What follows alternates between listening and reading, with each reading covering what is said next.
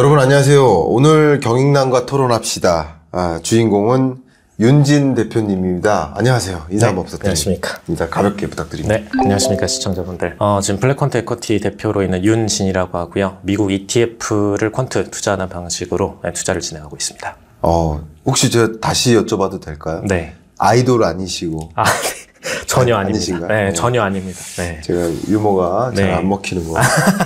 네. 네, 오늘 일단 여쭤볼 게 어쨌든 이 미국 증시를 대상으로 이 회사를 제도권 회사를 운영하고 계시잖아요. 네, 맞습니다. 그래서 그 운영하고 계시는 노하우나 또 투자 관점에서 또 시장을 어떻게 보는지 여러 가지 것들을 좀 여쭙고자 합니다. 그래서 먼저 첫 번째로 여쭙고 싶은 게 미국 경제를 어떻게 보시는지, 미국 경제 뭐 단적으로는 하드 랜딩 올 거라고 보시는지, 아니면 뭐 소프트 랜딩 올 것인지, 노 랜딩 올 것인지, 어떤 식으로 혹시 미국 경제를 바라보고 계십니까? 일단은 소프트 랜딩 쪽으로 보는 편이고요. 일단 연준에서의 정책 방향성에 대해서 굉장히 좀 이제 국내 어떤 경제학자분들이나 좀 많이 혼선되는 전망을 보시는 경향이 있는데, 저희는 이제 연준 의장 자체를 좀 옛날부터 성향 분석을 좀 많이 하는 타입이거든요. 옛날에 뭐 옐런 의장 같은 경우에는 굉장히 천천히 어떤 금리에 대한 판단을 진행하는 편이었고, 파월 의장 같은 경우는 거의 뭐 연말이 됐든 분기로 됐든 딱딱 끊어가지고 그 시점까지는 정책의 변화가 절대 없을 것처럼 굉장히 강하게 얘기하는 편입니다. 근데 그러다가 어떤 지표적인 부분이 딱 맞아 떨어진다 했을 때는 굉장히 또 공격적으로 한 번에 막 3단계씩 금리 변화를 주는 그런 타입이기 때문에 일단은 이제 또 어제 한번 발언이 있었거든요. 근데 뭐 그런 부분들 종합해서 볼 때 일단 상반기까지는 금리에 대한 변동은 크게 없을 것 같고요. 그다음에 지표적인 부분들 맞아 떨어지면 하반기에 갑자기 공격적인 2, 3회 가량의 금리 인하가 있을 수 있다. 좀 이렇게 좀 크게 보고 있습니다.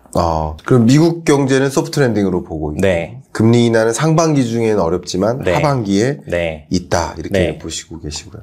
뭐 저희가 이제 토론하는 컨셉이니까 뭐 저의 의견도 말씀드리면 저도 역시 소프트 랜딩으로 보고 있어요. 근데 뭐 하드 랜딩으로 볼 만한 여러 근거들을 찾기가 상대적으로 좀 어렵고요. 물론 상업용 부동산 시장처럼 좀 위태위태한 일들은 있지만 그게 미국 전체 거시경제에 미치는 영향이라든가 또 그것으로 인해서 금융 부실이 뭐 걷잡을 수 없이 커질 거라든가 뭐 이런 가능성을 좀 높게 부여하지는 않고 있어서 소프트 랜딩에 좀 무게를 좀 두고 있습니다. 근데 제가 주셨던 의견 중에 저도 매년 경제전망서를 쓰는 사람으로서 연말에, 그러니까 하반기에 금리 인하가 있을 것으로 좀 판단하고 있고, 그리고 이제 3분기에 특히 7월 정도의 금리 인하를 한번 단행하지 않을까 이렇게 보고 있는데, 지금 파월 의장의 어떤 모습, 어떤 내적인 그런 모습을 많이 관찰하시고 공격적인 금리 인상과 공격적인 또 금리 인하를 할 것으로 말씀을 주셨어요. 근데 그 부분에 있어서는 또 저랑 생각이 다른 부분이 생겼어요. 그래서 이게 토론거리입니다. 저는 이제 그 파월의 성향 때문에 공격적으로 금리 인상한 것이 아니라 2022년 그 당시의 경제가 그러했기 때문에 초인플레이션.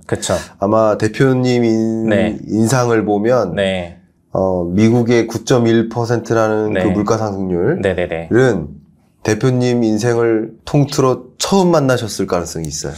맞죠? 근데 뭐 저희는 일단 데이터로 보다 보니까 사실 그 상황이 굉장히 뭐 특별하게 느껴지진 않았는데 어떻게 보면 이제 인플레이션 상황에 대해서는 공격적으로 이제 코로나 상황을 진화하기 위해서 QE를 진행을 할 때, 양적 완화를 진행할 때 예측이 가능했던 부분이었거든요. 근데 그런 부분들에 대한 지표가 그 전부터 상승을 보여주고 있었고, 근데 이제 그 극단적인 수준의 어떤 하이피크를 찍을 때는 당연히 어떤 정책적인 변화가 필요했다라는 건 맞지만, 사실 또 근데 2021년까지의 텐션을 보자면은 절대로 어떤 공격적인 금리 인상에 대한 텐션을 보여주지 않다가 연초 기준으로 또 이제 바꾸는 모습을 공격적으로 보여주면서 그런 부분에 있어서의 이제 어떤 정치적 성향, 그게 살짝 보여진다. 너무 좋습니다. 그런 텐션인 것 같습니다. 대표님의 의견 너무 좋고요. 그 의견을 다 존중하고. 다만 이제 저는 다른 생각이 있을 때 어떤 면에서 다르다라는 말씀을 드리는 중인 건데 제가 드렸던 질문에 대해서는 그 이제 우회를 하셨지만 어쨌든 그게 중요하다기보다는 네. 제가 그렇게 질문 드렸던 이유는 네. 41년 만에 최고치라는 거죠. 아, 그쵸. 네. 41년 만에 최고치에 해당하는 그런 네. 고물가를 네. 맞닥뜨린 네, 통화 당국으로서는 네. 통화 정책의 수장으로서는 그쵸. 어쩌면 당연히 그쵸. 당연한 정책이었죠. 라고 보는 것이고 네, 맞습니다. 그게 파월의 성향 때문이었다라고 네. 보지는 않고 있어요. 네네네. 그렇고 네. 또 말씀 잘해 주셨는데 네. 팬데믹이라는 네. 그 경제 위기를 만났었기 네. 때문에 네. 또 대대적인 B컷의 금리 인하를 그쵸. 했었던 것이고 네, 맞습니다. 그리고 21년이나 22년에 이제 금리를 네. 이제 완만하게 인상하려는 네. 그런 움직임까지 있었죠. 네. 그래서 저는 오히려 파월의 어떤 그런 성향 때문에 네. 금리 인하를 대대적으로 네. 속도감 있게 하기보다는 네. 지금부터의 통화 정책은 네. 다른 이변이 없는 한 네. 정상화라는 목표로. 그쵸. 네, 맞습니다. 네. 그래서 점진적으로 인하하지 않을까 이렇게 보고 있었거든요. 네. 그래서 맞습니다. 아 그래요? 그 부분에 공감하시나요? 네네. 그 부분은 공감합니다. 어쩌면 이제 파월의 성향 때문에 네. 막 급격히 속도감 있게 금리 인하하지 않을 것이다 이런 말씀이신가요? 네. 이후에도 막 공격적인 금리 인하를 계속 진행하기는 좀 어렵다라고 보고요. 왜냐하면은 이제 사실 금리라는 것은 어떻게 보면 연준이 위기가 될 때마다 이제 내밀 수 있는 카드 같은 거거든요. 그렇죠. 네. 근데 그런 카드를 오남용할 수준은 아닌 것 같고, 네. 일정 수준의 인플레이션 수치만 진화가 된다라면은 그 시점에서 그냥 정상화 목적의 2단계, 3단계 정도의 금리 인하 로 보고 있는 상태입니다. 그래서 네, 뭐 이제 뭐 연준 금리 선물 시장에서도 이제 뭐 4회 정도까지 좀 크게 예측을 하고 있는 편이긴 한데 사실 저는 이제 그거보다는 오히려 좀 보수적으로 한 3회 정도만 가도 충분히 많이 한 게 아닌가 네, 좀 이렇게 보는 편입니다. 그렇군요. 네. 그러면 이제 3회 정도는 좀 충분하다. 약간 네. 대표님의 컨센서스는 네. 2, 3회 정도로 네, 맞습니다. 모으고 계시고 맞습니다. 제가 이렇게까지 여쭈면 좀 신뢰가 될 수 있을지 네. 모르지만 네. 시나리오를 한번 여쭤볼게요. 네. 저의 시나리오부터 말씀드리기 차라리. 네. 네. 저는 뭐 6월에 금리 인하 할 수도 있고 네. 7월에 할 수도 있지만 네. 그 둘 중에 하나를 골라라 네. 라고 한다면 네. 확률상 7월일 거라고 보고 있습니다. 네. 그래야 물가 안정세를 충분히 네. 목도하지 않을까. 그러니까 네. 데이터로 충분히 물가 이 정도면 그쵸. 잡혔다라는 확신을 갖는 시점이 네. 6월은 좀 이른 감이 있지 않나. 맞습니다. 저는 네. 이렇게 보고 있는데 네. 그래서 무게중심을 두고 있는 금리 인하 시나리오는 7월에 금리 네. 인하를 하고 네. 그리고 한 번 정도의 FOMC 회의는 당연히 그냥 지켜만 볼 거라고 네. 동결하고 그쵸. 그리고서 다음 FOMC 회의 때 금리 인하에 따른 그 영향이 얼마나 큰지 네. 아니면 다시 물가가 급등하는지 네. 이런 걸 충분히 지켜볼 겁니다. 네. 그리고 금리 인하를 또 하지 않을까. 연이어서 하기 어려울 것이다. 네. 그래서 저도 좀 두 번의 무게를 좀 두고 있거든요.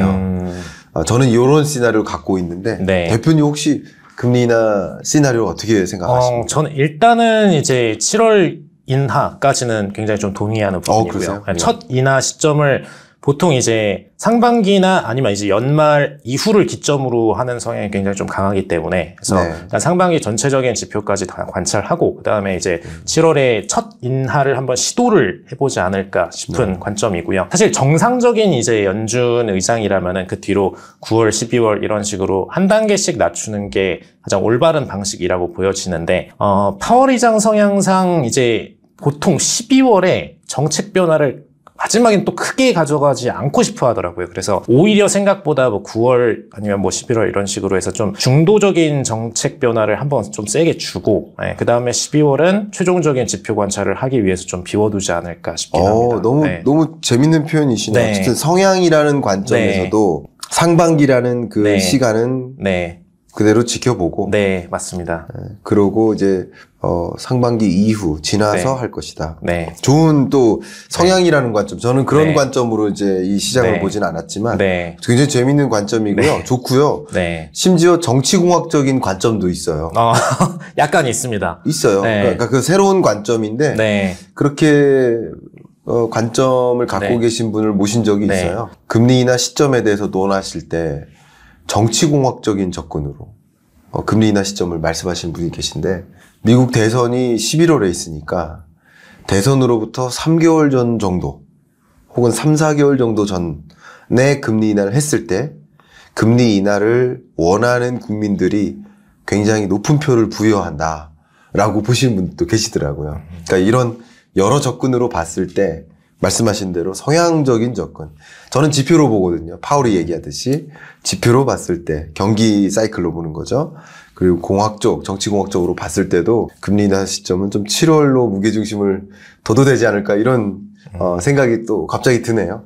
저는 사실 근데 이제 완전 정치랑 결부해서 좀 보는 편은 아니고요. 사실 연준은 정치와 직접적으로 결여된 기관은 원칙적으로는 아니기 때문에 물론 뭐 개인적인 사유들을 여러 가지 존재할 수 있지만 근데 이제 과거에 처음부터 이제 파월과 어떤 옐런의 교체 시점에 가장 좀 특별하게 보였던 부분이 하나 있었던 게 옐런은 이제 그 전에 굉장히 좀 0.25%를 내리는 것조차도 말 한마디를 아껴가면서 점진적으로 진행을 했었다라면은 파월은 첫 집권을 하고 나서 가장 눈에 띄게 보여줬던 행보가 이제 트럼프 대통령 시절에 이제 이 코로나 사태가 터지기 직전에 1월에 회담을 처음에 딱 했어요. 근데 회담을 하고 나서부터 급격하게 발언을 갑자기 바꾸는 모습을 심하게 좀 보여줬습니다. 근데 그러고 나서 이제 물론 코로나라는 사태가 발발하긴 했지만 그 전부터 금리 이제 인하에 대한 부분을 공격적으로 좀 시행을 했었거든요. 그래서 그런 부분들을 딱 보여주는 모습을 볼 때 이전에 옐런 의장과는 굉장히 어떤 발언이나 행동의 방식이 다르구나.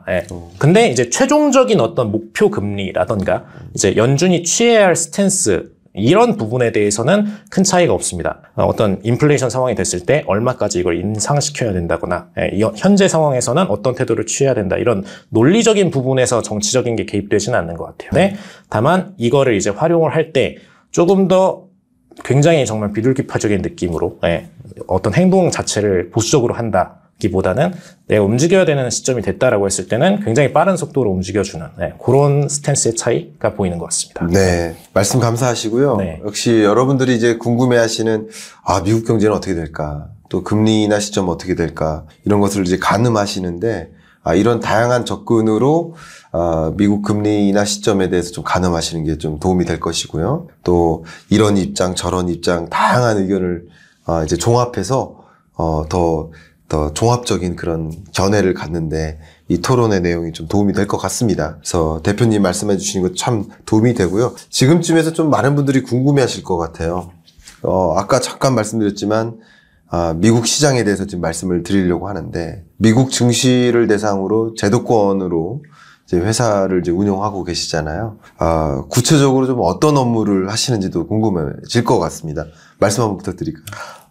네. 일단은 저희는 이제 미국 ETF 쪽으로 집중적으로 투자를 하고 있고요. 이제 미국 ETF라고 생각하시면은 그냥 단순히 지수 추종만 생각을 하실 텐데, 최근에는 이제 지수 추종 외의 상품들이 훨씬 더 많이 늘어나고 있습니다. 뭐 특정 섹터라던가 아니면은 이제 이 내에서도 뭐 가중 평균을 변화를 주는 그런 종목들이 많이 좀 성장이 되고 있고요. 그래서 이런 수많은 이제 ETF들을 저희의 평가 대상으로 삼고선 이제 뭐 신규 상장이 되거나 혹은 뭐 섹터에 대한 변화가 생겼을 때 그런 부분들을 좀 모니터링하고 저희의 이제 투자풀 대상으로 평가를 하는 방식 통해서 이제 최종적으로 이제 포트폴리오를 구성하는 그런 업무를 집중적으로 많이 하고 있고요. 그래서 이제 아무래도 이제 국내에만 계시던 분들 같은 경우에는 그냥 국내 주식하고 뭐 이제 국내 코스피 이런 것만 계속 보시는데 익숙하다 보니까 미국 시장을 투자하시는 게 어색하신 분들 혹은 이제 제대로 이걸 공부하거나 어떤 정보를 찾는 게 굉장히 좀 어렵다 보니까 그런 부분들에 있어서 저희를 통해서 투자를 하고 싶어 하시는 분들이 좀 많은 것 같습니다. 그렇군요. 그러면 제가 그냥 갑자기 훅 던지는 질문인데요. 염려도 되고, 물론 요즘과 같으면 참 좋은데, 어떨지 좀 궁금한데, 여의도에도 정말 해외 주식과 관련해서, 투자 자문하고, 투자 의사결정에 실제 운영까지 도와주는 회사들이 많이 있는데, 근데 왜 미국 증시를 전문으로 하시는지, 그거 궁금해졌습니다. 왜 미국 증시인지. 사실 일단 여의도에도 미국이나 해외 쪽을 집중적으로 투자하는 하우스가 대형 하우스들 제외하고는 엄청 많진 않아요. 이제 뭐 KB, 미래, 뭐 삼성 이런 대형사들은 많이 다들 진행을 하고 있고요. 근데 이제 중소형사나 뭐 그 외의 하우스들 같은 경우에는 많이 진행을 안 하는 편인데 사실 그 가장 큰 이유가 분명히 이제 시청자분들도 아마 슬슬 많이 느끼고 계실 거고, 현재 이제 데이터를 보더라도 명확하게 미국 증시의 상승률이 높다라는 것들을 다들 인지를 하고 계시기 때문에 미국 증시로 넘어오시고, 뭐 심지어 미국 ETF를 한국에서도 투자하시고 이런 투자자들이 많이 늘어나시는 거거든요. 근데 그 수익률이 분명히 높다라는 게 어떤 저희의 이유의 첫 번째이기도 하고요. 근데 그럼 왜 여의도에서는 이런 투자들 비중이 많이 없느냐라고 봤을 때, 그냥 이거는 솔직하게 얘기 드리면은 여의도의 투자가 굉장히 진화가 좀 늦은 편입니다. 느린 편이에요. 네. 그러니까 어떤 기존의 투자 방식을 뭐 국내 주식이나 뭐 국내화된 어떤 상품들을 집중적으로 다뤘다라면은 투자하우스들이 그 투자풀을 바꾸는 걸 굉장히 잘 하지 않습니다. 네. 특히 이제 해외 하우스들보다도 더더욱 보수적인 편이고요. 그래서 그러다 보니까 그냥 정말 이제 어제 하던 업무 오늘 하고 전년도에 하던 업무 올해 하고 계속 이런 상황이 반복되다 보면은 결국에는 집중적으로 이제 투자 하우스들이 해야 되는 수익률을 보고선 객관적으로 판단했을 때 해외 투자를 해야 된다라는 것들을 오히려 고객들이 더 많이 느끼고 있고, 그러니까 일반인들이 더 많이 느끼고 있고, 개인들이 더 많이 느끼고 있고, 근데 반대로 기관들에서는 더 적극적으로 이거를 진행하지 않는다면 오히려 이게 잘못된 게 아닌가라고 해서 그 생각이 좀 심하게 들다 보니까 오히려 제가 빨리 하는 게 낫겠다라고 생각해서 공격적으로 좀 진행을 하게 된 것 같습니다. 예. 정말 그 생각하신 그런 배경도 참 멋있고, 그런 배경에서 이런 회사를 정말 책임지고 이제 운영을 하고 계시는 거잖아요. 근데 어쨌든 요즘처럼 한국 증시는 그냥 지지분진하고 미국 증시는 소위 날아가고 할 때는 좀 기분 좋은 일들이 많이 있으실 것 같아요. 그렇죠. 그래서 여쭤보고 싶은데, 미국 증시가 어쨌든 한국 증시보다 둘의 관계를 좀 비교하면 미국 증시가 오를 때 한국 증시 같이 오르거나, 또 미국 증시 떨어질 때 한국 증시 떨어지는 경향성이 좀 강한데, 근데 미국 증시 떨어질 때 한국 증시 유독 더 떨어지고, 요즘엔 미국 증시 오르는데 한국 증시는 또 떨어지고, 정말 그 한국 주식 투자하시는 분들 입장에서 되게 정말 분통 터진다라는 말씀하시는 분들 정말 많으시거든요. 왜 그런 거예요? 어떻게 생각하세요? 요즘 현황을 그대로 좀 팩트로 얘기를 드리면은 가장 좀 명확하게 보이는 부분은 부동산 이제 금리가 굉장히 높잖아요. 부동산 금리가 높고 분명히 이제 국가 현황상으로도 개인 대출 비중이 증가하고 있다는 것까지 나오고 있는데, 근데 그렇다고 해서 그만큼 부동산이 많이 떨어졌냐? 분명히 아니란 말이죠. 근데 그럼 소득이 더 증가했느냐? 그것도 아닙니다. 그러면 어딘가에서 이 자산을 메꾸고 있는, 이 대출 이자를 메꾸고 있는 것이 필요한데, 개인 예금으로 물론 메꿀 수도 있는 거고요. 근데 증시 자산을 가지신 분들은 증시를 유동화해서라도 오히려 지금 대출 이자를 막으면 막았지, 부동산을 반대로 팔아서 주식 투자를 해야겠다라고는 전혀 생각하지 않으신다는 거거든요. 현재의 데이터는. 그렇기 때문에 우선순위로 봤을 때 절대적으로 한국에서는 부동산이 만약에 위험해지고 이자가 높아지고 하는 상황이 됐다라면 국내 증시는 더 올라가기 어려운 상황이 된다는 건 분명한 기정사실입니다. 그래서 그 현황을 볼 때 특히 지금처럼 금리가 고금리로 올라가고 있는 시점에서는 당연히 이제 국내 증시가 지지부진할 수밖에 없는 그런 환경이 좀 만들어지는 것 같고요. 반대로 이제 해외 같은 경우에는 뭐 부동산이 메이저는 아니기 때문에 애초에 자산의 형성 자체도 퍼센티지로 따지자면은 우리나라가 OECD에서도 굉장히 좀 상위권에 위치하는 자산 전체의 60%가량이 부동산으로 편입되어 있는 그런 국가 중 하나입니다. 근데 그에 반해서 데이터적으로 얘기를 했을 때 1.4% 수준이 이제 증시와 어떤 펀드에 투자된 자산군이거든요. 그래서 이 비중 차이가 사람들이 이제 생각했던 것보다 실질적으로 데이터상으로 굉장히 높습니다. 그래서 이 자산의 차이를 봤을 때 굉장히 우리나라는 부동산 시장 대비해서 증시 시장이 오르기가 어려운 환경인 것만은 분명하고, 현재 상황 같은 경우는 더 그게 심할 수밖에 없다. 좀 이렇게 보시면 됩니다. 저 정말 마음속으로 박수 쳤어요. 정말입니다. 이게 하나의 사물을 놓고 봤을 때 이 사물은 왜 이런 모습일까를 설명하는 방식은 여러 가지일 거예요. 그러니까 아까도 뭐 소프트 랜딩이다, 금리 인하 시점 언제이다 라는 그런 뷰가 좀 매우 비슷하거든요. 기본적으로는 비슷해요. 근데 그것을 설명하는 방식은 각가지로 다양한 거예요, 차원이. 근데 역시 이 증시가 유독 왜 한국 증시는 미국 날아가고 일본 날아가고 한국은 왜 이럴까라는 이제 소위 코리아 디스카운트에 대한 의문. 그 질문에 대해서 답변을 그건 시장의 구조적으로 이제 설명을 해내신 것 같아요. 맞는 말씀이신 것 같고 동의를 100% 합니다. 그러니까 말씀하신 대로 한국은 유독 그 자산에서 금융자산이 차지하는 비중이 매우 작고 실물자산이 절대적으로 많은 비중을 차지합니다. 실물자산의 절대적인 비중이 또 부동산 자산이고, 그러니까 금리가 올라갔을 때 높은 이자 상환 부담이 취해졌고 그만큼 소득이 안 늘었으니 기존의 금융자산을 미실현 손실을 실현시켜 가면서까지, 그죠? 어쨌든 그걸 정리해야 되는 과정이니까 이자 갚기 위해서 집을 팔지 않는다는 거죠. 이자 갚기 위해서 주식을 파는 과정이다. 그런 모습들이 코리아 디스카운트에 반영된 모습이라고도 해석하시는 뷰 참 좋은 것 같습니다. 저는 그동안 제 채널에서도 저는 거시경제적으로 보니까 이게 주가가 유독 한국 경제가 주가가 오르지 않는 이유를 여러 가지로 설명을 드렸는데, 한 가지는 중국 시장으로 편입되어 있는 것으로 인식되어 있다. 해외 투자자로부터. 그러니까 중국 경기가 안 좋고 중국 주가 빠질 때 한국 주가도 같이 떨어지는 경향성. 이게 첫 번째라고 볼 수 있겠고, 두 번째는 일본과는 좀 경합성을 띠고 있다.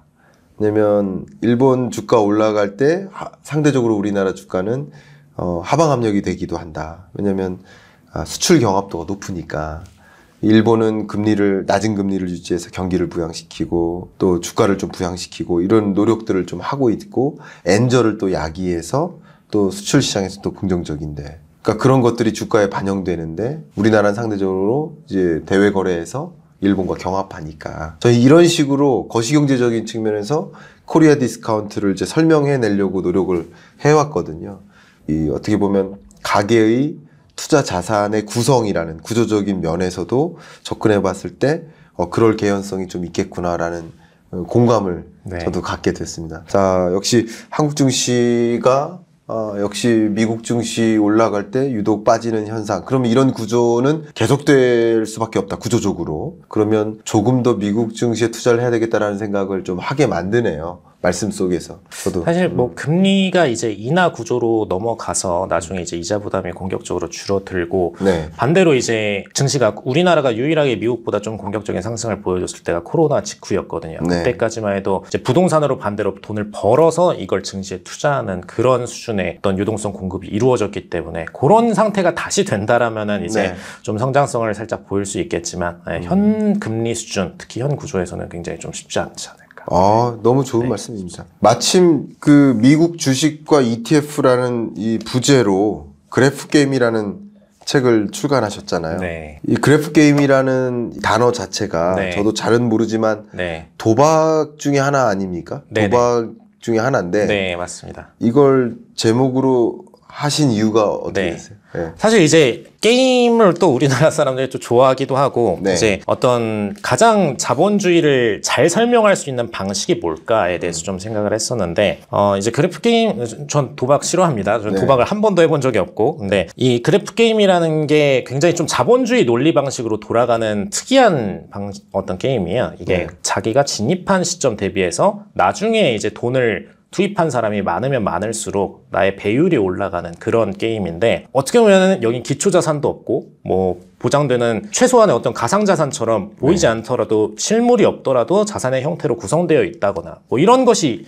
최소한이라도 있으면 모르겠는데 전혀 그렇지 않은데 네. 분명히 여기에는 자본시장의 그 곱셈 논리가 존재합니다. 그럼 왜 이게 존재를 하느냐? 결국에는 자본시장의 가장 기초적인 개념은 내가 투자한 것 대비해서 다른 누군가가 이걸 더 높게 지불할 수 있어야 된다라는 거죠. 근데 그 논리가 적용이 되려면 결국에는 다른 누군가가 지불 의사가 굉장히 많아질수록 더 공격적인 상승이 나올 수밖에 없습니다. 네. 그래서 이게 뭐 과거에는 암호화폐에서도 많이 크게 보셨던 부분이고, 뭐 버블 경제에 있을 때도 많이 보셨던 부분이고, 뭐 심지어 홍콩 같은 경우에도 2008년 금융위기가 있고 나서 홍콩이 더 공격적으로 올랐어요. 왜 그랬을까요? 사실 이때 미국에서 모기지로 돌리던 자금들이 홍콩으로 공격적으로 많이 몰렸었거든요. 어쨌든 대출할 장소가 필요했기 때문에 미국 부동산은 무너졌으니까. 그래서 그때 더 공격적으로 올랐는데, 그럼 그렇다고 해서 그 무너져가는 홍콩의 부동산들이 갑자기 더 가치가 있어졌냐, 더 좋아졌냐, 집이. 그건 전혀 아니거든요. 그냥 똑같은 집이어도 자산이 몰렸기 때문에 그만한 가치를 더 높게 지닌 겁니다. 그래서 가장 중요한 것은 결국에는 시장 자산이 몰릴 수 있는 곳이 어디냐여야 되는데, 분명한 것은 이제 우리나라에서는 가장 최우선시되는 자산은 그게 아니었기 때문에 그 정도의 상승률이 못 나온다라는 어떤 그냥 단순한 디스카운트적인 개념이 아니라 자산의 축적이 어렵다라는 것이고요. 반대로 이제 미국 증시 같은 경우에는 일단 개인들부터도 모든 이제 본인들의 연금, 퇴직연금이나 자산들을 기본적으로 이제 증시로 빼는 구조로 되어 있고, 대부분의 자산가들도 부동산에 투자하기보다는 거주 형태일 뿐이고, 물론 이제 조금 더 좋은 집에 살고는 싶지만 그걸 우리처럼 이제 영혼까지 끌어 모아서 여기에 자산의 투자를 목적으로 삼지는 않습니다. 그래서 오히려 증시에서 그 상승률을 거두려고 많이 노력을 하고, 그래서 그런 자산의 축적들이 미국에서만 모이느냐, 전 세계 자산들이 다 모이고 있거든요. 그래서 그런 축적률을 볼 때 분명히 우리가 현재 시장에서 가장 중심으로 돈이 모이고 있는 데가 어디냐에 대해서는 생각할 필요가 있다라는 거죠. 뭐 서울에서도 마찬가지로 이제 강남이나 서초 이런 3구가 많이 올랐던 가장 핵심적인 이유가 결국엔 자산이 몰려서거든요. 그럼 이제 증시에서 이걸 거두시려는 분들은 이 증시 시장에서 자산이 가장 모이는 곳이 어딘가에 대해서 한국에만 갇혀있지 말고 나가서 생각할 필요가 있다라는 부분입니다. 그렇죠. 네. 그러면 그런 논리하에 또 책도 집필해 주셨고, 네. 책에서 전달하는 그런 여러 메시지들도, 네. 사실, 미국이 결국 더 많은 돈의 유입이 있는 곳이고, 그러니까 맞습니다. 기왕 여러분이 투자를 하신다면 미국에 투자를 하셔라. 이런, 논리의 흐름이 그려집니다. 그래서 미국 증시와 한국 증시의, 상승 속도를 좀 비교해 보면, 뭐 항상 미국 증시의 상승 속도가 결론적으로도 훨씬 높잖아요. 그런 이유를 좀 많이 말씀해 주셨잖아요. 지금도 이미 그런 이야기를 많이 해주셨는데, 뭐 추가적으로 미국 증시가 한국 증시의 상승 속도보다 높을 수밖에 없다. 그렇다면 미국에 투자를 해야 하는 거죠, 맞죠? 그러면 미국 그런 근거를 또 추가적으로 말씀해 주실 것들이 있으실까요? 일단 이 증시 같은 경우에는 이제 자산의 뭐 유입에 대한 부분도 분명히 있고요. 네.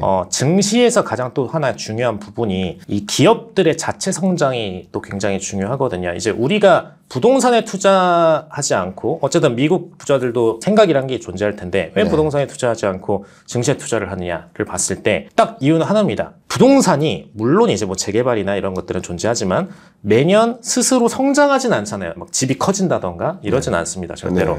근데 기업이라는 것은 분명히 성장을 반복하는 계속적인 활동을 한단 말이죠. 그리고 가만히 있어도 이 평가 가치와 별개로 기업 자체는 매출 성장을 하는 기업들이 수없이 존재를 합니다. 그래서 이런 부분들을 봤을 때 순수 가치가 상승하면서 동시에 인플레이션의 효과를 얻을 수 있는 시장이 어딘가를 봤을 때 공격적인 성장을 거두고 있는 그런 기업군들을 노려야 되는 것이고요. 그리고 그 중에서도 이제 당연히 어떤 섹터들을 색출을 해내야겠지만 그런 성장성을 가장 좀 탄력적으로 보여주고 있는, 기술성을 보여주고 있는 게 또 미국 증시가 하나가 아닌가라는 부분입니다. 물론 이제 타국에서도 그런 섹터들이 한두 개씩은 발생하고 있어요. 저는 그런 국가들에 투자하는 것도 옳다라고 보는 관점이기 때문에 그렇게 봐주시면 될 것 같습니다. 너무 좋습니다. 지금 또 부동산 시장과도 비교를 해주셨는데, 물론 지금은 조정 국면이긴 하지만 상승 국면이라고 가정했을 때도 처음에 분양받은 뭐 신규 주택 아파트가 계속 이렇게 감가상각되고, 뭐 페인트는 좀 흐려지고 노후화되고, 근데 가격은 계속 오른다. 말씀하신 대로 이게 추가적인 뭐 가치의 성장이라든가 뭐 또 다른 부가가치를 만들어내는 뭐 그런 것들은 하나도 없는데, 그런데 가격이 올라가는 현상이 있을 때가 있단 말이죠. 근데 그것과 비교했을 때 주식시장은 성장하는 기업에 투자하는 방식이기 때문에 그렇게 성장하고 주가가 올라가는 그 현상 자체가 설명이 가능하다라는 거죠. 돈의 이동을 떠나서 두 가지 다 수긍이 가고요. 그리고 제가 보는 또 왜 미국 시장일까라는 의견을 또 한 가지, 공감의 의견을 한번 드리면, 결국 우리가 주식 투자를 한다 그러면 미래에 투자를 하는 거잖아요. 현재에 투자하는 게 아니라. 그렇죠. 그러니까 굳이 따지면 미래 산업에 투자하는 거죠. 그러니까 현재의 자동차에 투자하는 게 아니라 미래의 자동차가 누구일까를 고민하는 것이고, 그 미래의 자동차의 모습을 가장 먼저 보여주는 기업한테 투자를 하는 거죠. 결과에 그쪽으로 돈이 몰리는 거죠. 지금의 AI나 AI 반도체 분야 그 섹터로 돈이 몰리는 이유도 뭐 지금 뭐 실적 발표도 좋지만 앞으로도 AI겠구나. 그럼 그 AI 섹터에 혹은 AI 반도체 섹터에 누가 그 미래를 주도할까? 그러니까 미래를 누가 결정지을까? 미래를 누가 그림 그릴까? 그리고 그 그림의 미래를 누가 채워나갈까? 그런 질문에 대한 답이 사실은 미국 시장에 많이 있잖아요. 그런 면에서 더 많은 돈도 몰리는 것이고 그게 주가에 반영되는 모습이 있지도 않을까. 그냥 산업의 지형 변화를 봐도 그런 여러 가지 관점에서 미국 시장에 좀 답이 있겠구나, 주식 투자라는 관점에서 뭐 그런 생각을 저도 좀 하게 됩니다. 뭐 물론 이 책에서도 그런 부분들을 굉장히 많이 강조해 주셨고 또 미국 주식 시장이 형성된 역사부터 말씀을 해주셨기 때문에 여러분이 그냥 미국 주식에 투자하거나 그런 걸 떠나서 미국 주식 시장이 어떻게 형성됐고 어떻게 투자할 수 있고 이런 것들을 잘 정리하시는데도 참 도움이 될 만한 내용들로 이렇게 정리를 해주신 것 같아요. 예. 그래서 좀 여쭙는데 미국에 투자해야 되겠다라는 생각은 이제 많이 공감을 얻어냈을 것 같습니다. 이쯤에. 그러면 여기서 또 중요한 게 다만 미국에 대한 정보는 상대적으로 이제 한국 주식 시장의 주요 플레이어들에 대한 정보를 우리가 접촉하는 거에 비하면 좀 어려움이 있지 않느냐, 정보를 좀 얻기가 어렵지 않느냐 하시는 분들의 생각도 있으실 것 같습니다. 그 부분에 대해서 혹시 말씀해 주실 부분 있으실까요? 명백히 말씀드리면은 어려운 게 맞긴 합니다. 네. 어려운 게 맞긴 하고요. 심지어 이제 기관 투자자들조차도 네. 주식 종목 중에서 다루는 종목이 큰 대형주 30개를 넘어가는 경우가 흔치가 않아요. 네. 근데 이제 그나마 이제 이걸 접근할 수 있는 방법이 기관 같은 경우에는 블룸버그 단말기 같은 거를 통해서 이제 해외의 어떤 레포트라던가 이런 것들을 굉장히 많이 수출을 할 수가 있고요. 네. 반대로 개인들은 이제 우리나라는 그래도 어떻게 보면 증권사들이 레포트를 많이 제공을 해주는 편인데 네. 해외 기관들은 절대로 그렇지가 않거든요. 어떻게 보면 기관들의 리그입니다. 네. 기관들의 리그고 개인들이 투자할 거면은 기관을 통해서 해라. 약간 이런 스탠스이기 때문에 사실 이제 개인분들이 가장 쉽게 하는 방법은 그런 기관을 통해서 하는 방식이고요. 그 다음에 이제 두 번째로 개인들이 직접적으로 정보를 얻기에 그나마 좋은 방식은 딱 한 가지가 있습니다. 이제 기관들은 로우 데이터, 즉 이제 정말 기초적인 어떤 상태값 혹은 뭐 데이터에 대한 변화, 어떤 기업의 재무제표 여러 가지들을 보고선 이를 평가하고 가공하는 것이거든요. 네. 근데 이 로우 데이터라는 것들은 즉 이제 재무제표부터 뭐 저태의 어떤 현상, 리스크에 대한 부분 이런 것들은 다 공개가 되어 있습니다. 공개가 되어 있고 모두가 볼 수가 있는 자료들이에요. 그렇기 때문에 이런 데이터들을 수집할 수 있는 플랫폼들을 이용한다라면은 뭐 예를 들어서 뭐 야후 파이낸스 같은 경우에는 재무나 이런 데이터들을 다 제공하고 있고 뭐 인베스팅닷컴 같은 경우에는 특히 이제 거시적 투자, 즉 ETF 투자에 적합한 대형 지표들은 사실 모든 게 다 공개되어 있는 지표들이거든요. 그렇지. 오히려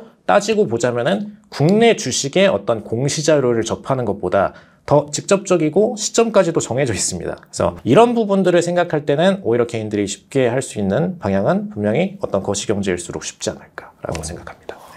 그 부분 굉장히 공감하고요. 말씀하신 것처럼 한국의 예를 들어 물가지표 하나 발표가 되면 뭐 이것저것 뭐 많이 올랐다 뭐 이런 얘기 많이 하고 팥값이 50% 올랐다 뭐 이런 데이터들이 쭉 발표가 됩니다. 근데 거기서 멈추고요. 물가 뭐가 많이 올랐다라는 정보 공유 그 정도에 멈춥니다. 근데 미국 물가가 발표되면 미국 물가 상승률 목표 시장의 기대치가 얼마였고 기대치를 초과하는 실적치가 나왔는지 또 CPI가 있고 PCE가 있고 CPI 근원 CPI가 있고 근원 PCE가 있고 또 뭐 그런 외에 뭐 각각 뭐 CPI의 근원 CPI 중에서 또 각각의 기여도가 어떻고 그래서 앞으로 물가가 언제쯤 잡힐 것인지까지 정말 디테일한 정보가 공유되잖아요. 또 연준 의장과 우리 한국은행 총재의 발언 횟수나 그 공표되는 내용만 비교해도 우리는 한국에 분명 살고 있지만 파월의 보이스는 정말 여러 가지로 많이 들리고 한국은행 총재 발언들은 가끔 들리는 거죠. 그런 것만 봐도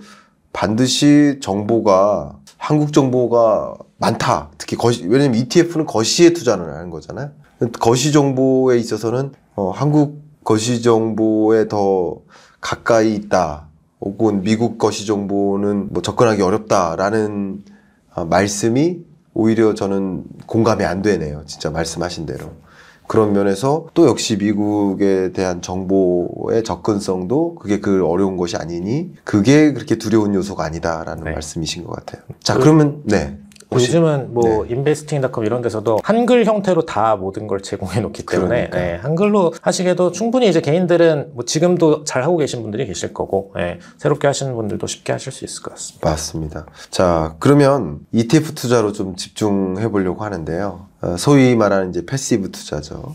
이게 최근에 금과 비트코인에서도 ETF에 좀 관심을 많이 보이고 있어서 시장을 들여다보면 뭐 금 가격도 정말 10년 데이터 쭉 보면 2배 수준으로 올라가 있죠.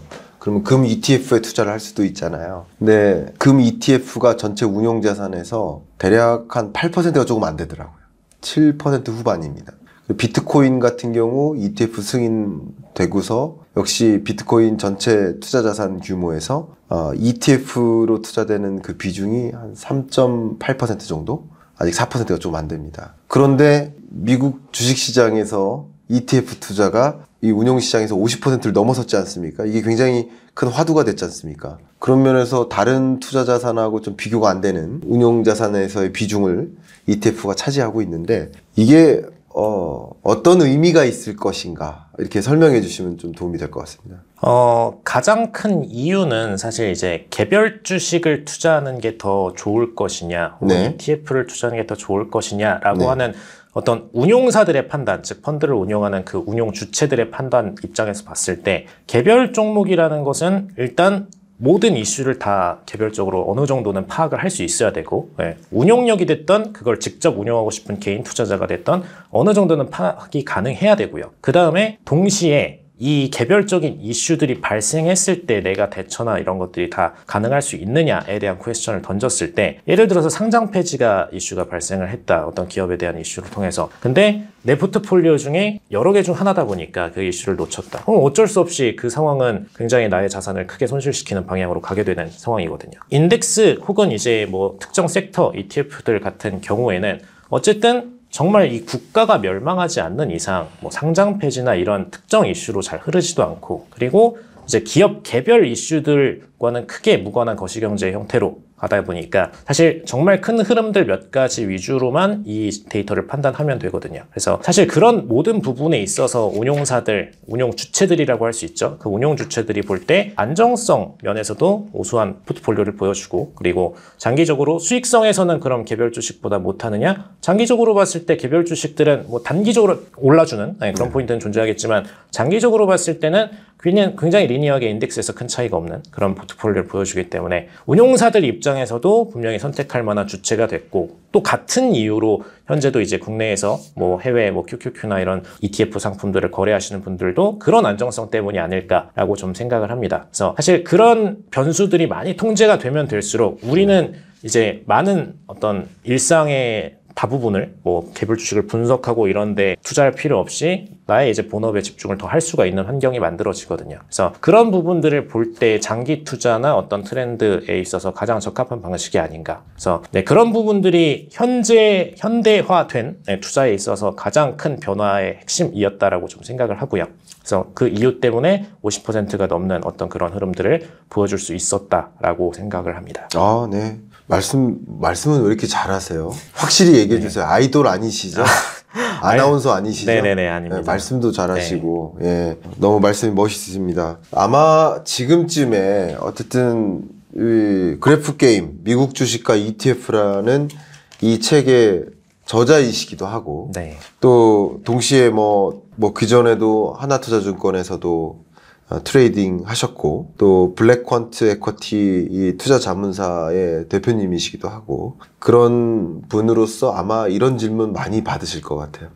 왜냐하면 개별 주식에 투자해본 경험이 많으신 분들로서는 ETF 투자 좀 어려운 거 아니냐, 그거 좀 난이도가 있는 거 아니냐 이런 질문 좀 하신 분들이 계실 것 같은데 그게 절대 아니잖아요. 아님을 좀 설명 한번 해주시길 부탁드립니다. ETF는 일단 특징이 뭐 개별 주식하고 그냥 매매 방식은 너무나 동일하고요.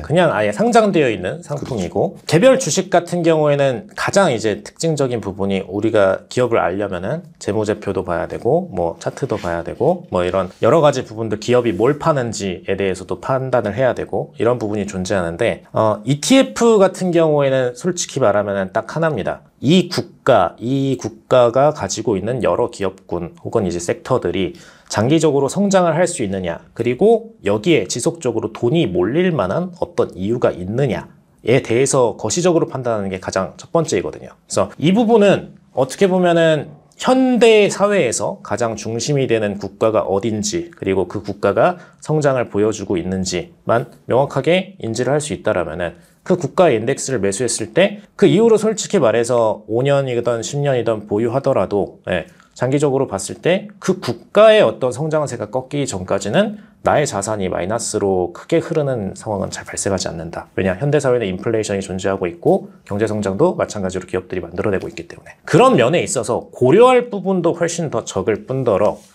어떤 우리가 생각해야 되는 어떤 국가의 성장성이나 이런 지표들도 몇 되지 않는다. 라는 면에서 굉장히 이제 오히려 개인들이 선호해야 되는 투자가 아닌가라고 생각을 하고요. 사실 그 부분을 저보다 더 먼저 말씀해 주신 게 워렌 버핏이죠. 과거 이제 2008년 경제위기 이후에 어떤 블랙락 같은 수많은 대형사들이 성장하는 과정에서 ETF를 활용했기 때문에 이제 워렌 버핏도 그걸 ETF를 직접 투자해가지고 굳이 경쟁을 이제 헤지펀드들과 벌였었어요. 헤지펀드들과 이제 수익률 경쟁에서 결국에 승리를 할 때도 이제 뱅가드 ETF를 활용했죠. 그래서 그런 면에서 굉장히 개인 투자자들이 장기 투자할 때 안정성으로는 이게 낫다라는 면들을 좀 많은 운용사의 그루들이 보여주고 있고요. 그런 면 종합적으로 볼 때 오히려 이제 꼭 젊은 층이 아니더라도 노년층으로 가면 갈수록 내가 장기적인 자산을 어디다 파킹해야 되는가를 생각했을 때 더 적합한 자산이 아닌가라고 좀 생각을 합니다. 네. 기본적으로 개별 종목을 많이 들고 계신다 그러면 변동성이 좀 더 클 것이고, 개별 종목이 아닌 ETF 방식으로 이제 들고 계신다 그러면 그래도 좀 안정적으로 자산을 운용할 수 있다라는 엄청난 장점이 있죠.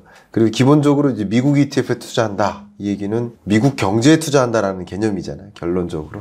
맞습니다. 그러니까 근래 글로벌 금융위기 때, 또 팬데믹 경제위기 때 그 근래 들어 두 번 마이너스 성장한 거 빼고는 다 플러스 성장했으니까 미국 경제의 성장세와 함께 미국 ETF에 투자를 한다라는 접근이니까 그런 면에서 긍정적인 포인트들이 좀 많이 있지 않을까. 물론 간혹가다 일확천금 벌어볼래 하는 마음으로 투자한다면 좀 어울리지 않는 투자 접근이겠지만, 평범한 우리 시민 여러분들이 나도 안정적으로 잃지 않는 투자를 좀 하고 싶어 한다면 우리가 좀 취해야 될 투자 전략이 아닐까 하는 그런 생각을 좀 해보게 됩니다. 자, 이제 궁금해지는 건 시점과 무엇이에요. 무엇에 언제.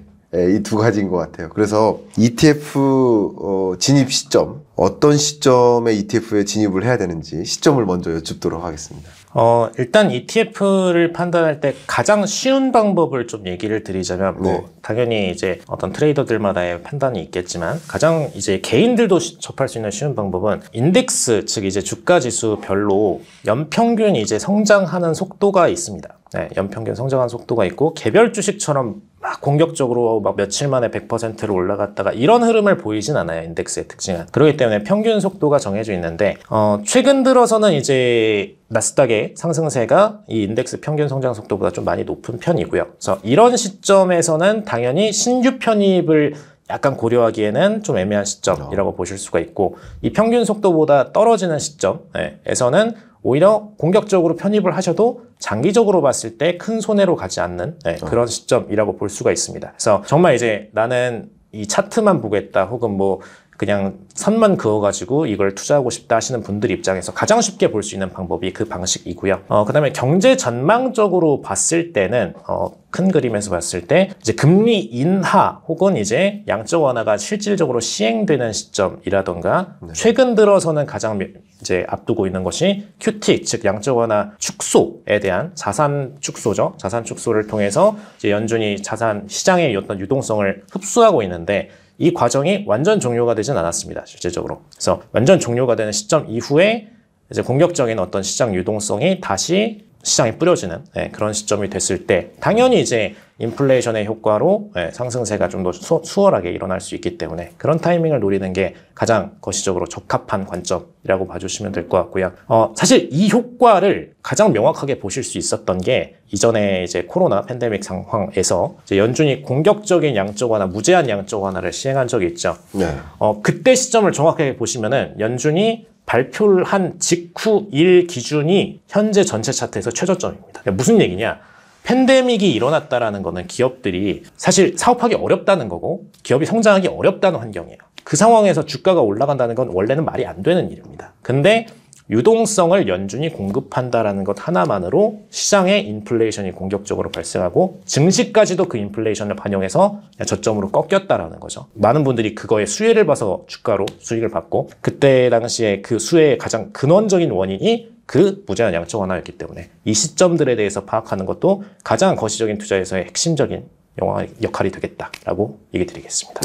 그러면 금리 인하 시점과 양적 긴축의 종료 시점, 어쨌든 통화정책 기조를 긴축적인 행보만 보이다가 이제 완화적 행보로의 전환이 있는 시점, 그런 시점에 우리 미국 ETF에 투자를 하는 것이 좀 추천될 만하다라고 이렇게 말씀해 주신 것 같고요. 그리고 우리 맨 처음 부분에 우리 토론할 때, 처음 부분 그 토론할 때가 금리 인하 시점을 가지고 논한 그 부분이 있기 때문에 아마 그 부분을 또 참조해서 생각해 보시면 그 시점에 대한 그 판단이 서지 않을까. 맞습니다. 이런 부분 좀 생각됐습니다. 자, 앞서 제가 질문 드렸던 것처럼 그 ETF, 미국 ETF 투자의 시점을 여쭸다면 섹터도 또 궁금해질 것 같습니다. 아마 여러분들이 그래도 장기 투자라는 관점에서 봤을 때 그래도 가장 뭐 좀 긍정적으로 여겨지는 그런 섹터 있으신지? 사실 이제 보통 이제 섹터를 나누는 기준이 미국에서는 이제 긱스라는 레벨 단위로 이제 파고 들어가면서 나누는데 당연히 이제 IT 섹터 내부에 존재하는 이 AI에 현재는 제일 관심이 많은 상태이고요. 근데 이 섹터 중에서 실질적으로 수혜를 볼 수 있는 이 기업군과 기업을 볼 수 없는 기업군을 좀 명확하게 나눌 필요가 있는데 저 같은 경우에는 이제 이 섹터에 대한 성장성을 볼 때 장기 10년 후에 현재 시장의 변화가 어떻게 변할 건지를 보고 그리고 그걸 기준으로 역추적하는 거를 좀 선호하는 타입인데 예를 들어서 AI 시장을 딱 바라봤을 때 분명히 이제 AI 시장에 누군가가 딱 단독 AI를 통해서 이 시장 전체를 다 점유할 것이냐 사실 그거는 좀 퀘스천 마크 같습니다. 근데 반대로 이 AI에 들어가는 수많은 어떤 컴퓨터 칩셋들을 봤을 때 이걸 만들 수 있는 기업이 불특정 다수로 늘어날 것이냐 그건 분명히 아니란 말이죠. 왜냐하면 반도체 시장이라는 거는 분명한 상당한 기술력을 필요로 하고 이미 진입해 있지 않은 기업들이 새롭게 진입하기는 분명히 어려운 시장이기 때문에 그래서 그런 면에 있어서는 당연히 엔비디아나 뭐 AMD 같은 기업들의 성장에 대해서는 믿어 의심치 않습니다. 이후 10년을 보더라도 현재 주가가 높다고 얘기하지만 지금보다도 더 성장이 있을 거다라고 보고 있고요. 근데 그럼 이제 이런 섹터는 당연히 독과점이 가능한 구조이고 그럼 이제 다른 섹터로 넘어가 봤을 때 이 칩셋을 통해서 AI를 운용하기 위해서 공급하는 클라우딩 컴퓨팅 시스템들이 있습니다. 이걸 이제 운영하는 기업들이 뭐 AWS를 운영하는 아마존이라던가 뭐 애주어를 운영하는 MS, 뭐 구글 같은 기업들이 되겠고요. 이 기업들도 클라우딩 시스템이라는 것이 진입자는 새로 생길 수 있어요. 뭐 어도브나 특정 클라우딩 시스템을 기존에 운영해본 경력이 있는 몇 가지 기업들은 더 진입해 올 수 있지만 그래도 적어도 이 기업들 중에서 패권자가 좀 발생하지 않을까라고 보는 관점입니다. 그리고 장기적으로도 AI의 성장과 동반해서 여기는 성장할 수밖에 없는 섹터다라고 보고 있고요. 그래서 그런 관점으로 보고 있는데 아까 말씀드렸던 것처럼 AI 자체가 특정 한 기업이 내세운 AI로 인해서 전 세계가 뭔가 독과점이 현상이 일어난다거나 이러기는 좀 어려울 거다. 라고 보고 있습니다. 그리고 또 이제 다른 섹터로 한번 넘어가 보면은 이제 많은 분들이 좋아하시는 테슬라라는 기업이 있는데 이제 테슬라 같은 경우는 완성차 업체죠. 이 완성차 업체군을 볼 때 테슬라가 그럼 현재 시점에서 전기차 시장을 독점하고 있느냐? 절대 아니죠. 그리고 뭐 이제 자율주행에 대해서도 얘기를 많이 해왔고 그쪽으로 발전하고 있는데 그럼 자율주행이 독점이 가능한 구조냐? 그것도 분명히 아닙니다. 뭐 구글이라든가 애플이라든가 수많은 기업들도 같이 연구를 하고 있고 이후에 기술이 발전했을 때 그걸 독점하기가 쉽지가 않습니다. 그래서 이런 면을 종합해서 볼 때 분명히 완성차 업체 시장에서는 독과점 구조가 테슬라가 만들어내기 쉽지 않다. 뭐 정말 게임 체인징을 한 번 더 이루어내기 전까지는 절대 쉽지 않다. 오히려 현재 시점처럼 브랜딩화된 수많은 자동차 업체들이 경쟁하는 구조로 갈 가능성이 굉장히 높다라고 보고 있습니다. 그래서 어떤 최근에 유명한 기업군에 대해서 좀 서로 다른 관점에 대해서 한번 논의를 드렸고요. 그 다음에 이 전기차 내부에서 존재하는 어떤 이제 셀들이 있죠. 배터리 셀 같은 업종들이 있는데 이런 셀들은 반대로 또 미국이 아니라 중국에서 거의 독과점 형태로 가져가고 있는 구조이기 때문에 물론 이제 특정 한 기업이 독점하고 있다라기보다는 중국 기업들이 많이 점유를 해 나가고 있다. 이런 구조입니다. 사실 이렇게 중국 내부에서도 경쟁이 좀 치열하게 일어나게 되면은 이익률적인 면에서는 굉장히 떨어지는 그런 상황이 많이 발생하지 않을까 싶은 관점입니다. 네. 투자 관점에서 여러분들이 많이 주목하시는 그 섹터에 대해서 어떤 뷰를 갖고 계신지까지도 말씀을 해주셔서 여러분이 미국 ETF에 투자를 해야 되겠다라는 생각을 이제 하셨을 경우 언제 어디에 투자를 해야 될지에 대한 그런 생각이 어느 정도 정립되는데 좀 도움이 되지 않았을까 생각이 됩니다. 자, 이 책을 좀 유심히 보다 보니까 원래 인터뷰 여기서 끝내려고 그랬는데 꼭 이야기는 해야 될 것 같습니다. 왜냐하면 미국에 투자를 하는 분들이 미국 투자를 해야 될까 하는 것을 생각하시는 분들이 제일 좀 걱정하는 것 중에 하나가 세금이에요. 네. 근데 이 책에서는 미국 세금, 또 수수료, 부가비용 이런 디테일한 팁까지 역시 아끼지 않아 주셨어요. 그래서 좀 여쭙고 싶습니다. 세금이 무서워서 미국에 투자하기 좀 그렇다라고 생각하시는 분들께 혹시 해주실 말씀 있으실지? 일단은 세금 자체가 막 상상 속에서 굉장히 막 커지는 그런 성향이 좀 생기시는 것 같아가지고 네. 있는 그대로 얘기를 드리면은 미국에서 이제 양도소득세입니다. 양도소득세라는 건 결국 이제 매도를 다 끝내고서 수익 실현을 한 시점. ETF를 만약에 10년 갖고 있으시면은 안 내셔도 돼요. 네. 이제 수익 실현을 하신 시점 기준으로 이제 이 금액의 22%가 250만 원 이상에 대해서 공제된 금액 이상에 대해서 발생을 한다라고 봐주시면 되겠고요. 그다음에 뭐 배당 세금은 국내에서도 발생하는 부분인데 15% 정도가 발생합니다. 그래서 이 두 가지가 이제 가장 미국에서의 핵심적인 세금이고 이 네.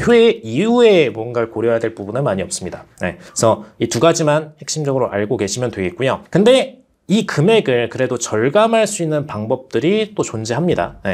이제 국내 ETF들을 구매를 하시게 될 경우엔 예를 들어서 뭐 삼성의 뭐 코덱스라던가 뭐 미래에셋 타이거라던가 이런 ETF를 통해서 매수를 하실 경우에는 이건 이제 미국에 투자한 것이 아니기 때문에 그렇죠. 그런 세금이 발생을 하지 않는다라는 명확한 장점이 존재를 하고요. 그다음에 이 비중을 공격적으로 이제 태우지 않고 낮은 비중으로 해외에다가 직접 투자를 할 경우에도 마찬가지로 이제 250만 원 공제금액 이하면은 세금을 줄이실 수가 있습니다. 그래서 이 두 가지 비용을 좀 잘 줄이시는 게 중요하다라고 얘기를 드리고요. 그다음에 이제 국내화된 어떤 ETF들을 투자하실 때 한 가지 장점이 더 있는데 네. 이 비용 중에서 좀 고려하셔야 될 게 환율 이제 환전할 때 발생하는 그렇죠. 비용들이 있어요. 그래서 이 환전에 대한 횟수를 굉장히 최소화하는 게 어떤 비용 축소에 있어서 중요한 부분입니다. 그래서 환전은 가능한 많이 하지 마시고 그리고 꼭 투자할 어떤 대상들이 있을 때만 환전 진행하시고 가능하면 국내와 ETF를 투자하시면은 괜찮게 이 비용들을 다 축소해 나가실 수 있다. 라고 요약해 드리겠습니다. 네.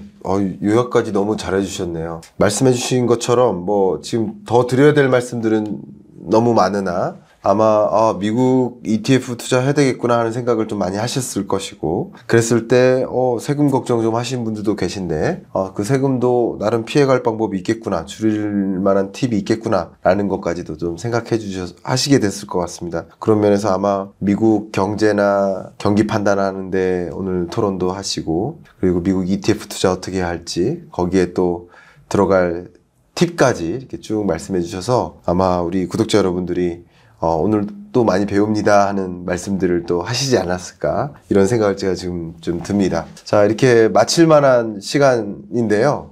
혹시 대표님 이렇게 토론을 통해서 여러 가지 이야기를 했습니다만 이렇게 경익남과 토론합시다 출연하신 소감 어떠신지 한번 여쭙고 마무리할까 합니다. 너무 좀 부드럽게 잘 해주셔가지고 굉장히 시청자분들이 어떤 소통하시는데 마음이 많이 도움이 됐을 것 같고요.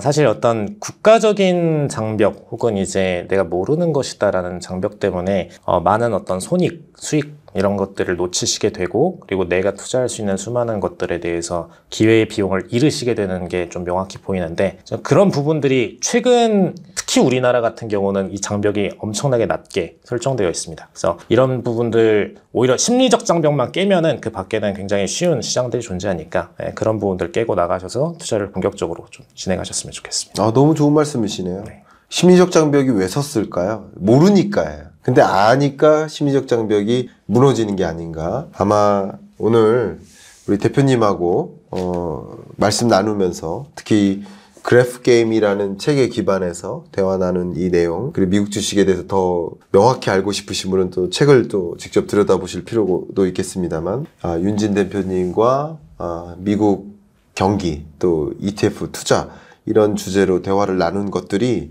여러분의 어떤 심리적 장벽을 좀 무너뜨리는데 도움이 되셨기를 바라는 마음으로 경인남과 토론합시다. 마무리하겠습니다. 감사합니다. 감사합니다. 네, 감사합니다.